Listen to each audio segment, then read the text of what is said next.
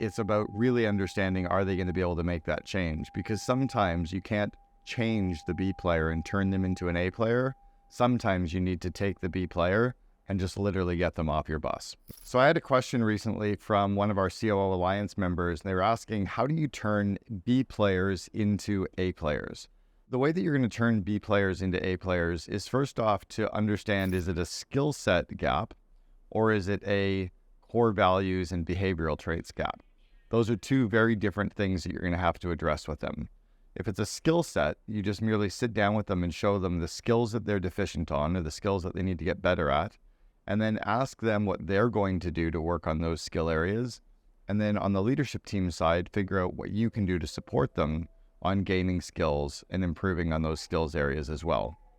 So that's the first part, is the skill areas. And it could be things like helping them with coaching or situational leadership, delegation, could be on their core functions in the job that they're in, maybe software, technology, or maybe it's just on working on individual projects where they're missing out. So you have to figure out what the gap is between where you want them to be and where they are right now.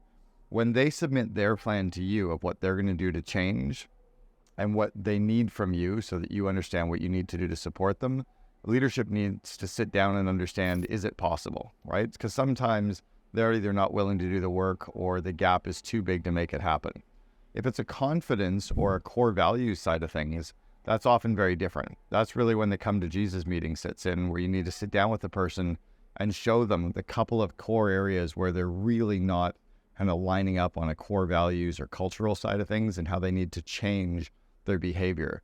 But it's often much harder to change your behavior and change the way you're approaching things versus the way that you can change on your skills on certain areas, right? It's easier to work on skills and get better at something, but often our core values and the way that we show up, our behavioral traits, are often kind of deeply ingrained, and those are tougher to change.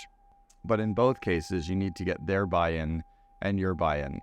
Lastly, it's about really understanding, are they going to be able to make that change? Because sometimes you can't change the B player and turn them into an A player. Sometimes you need to take the B player and just literally get them off your bus, right? Jim Collins talked about getting the right people on the bus, the wrong people off the bus, and everybody in the right seats. I've yet to find a company that works hard enough at getting the wrong people off the bus and getting the wrong people out into a different company, because sometimes it's not possible to turn them from B players into A players at all.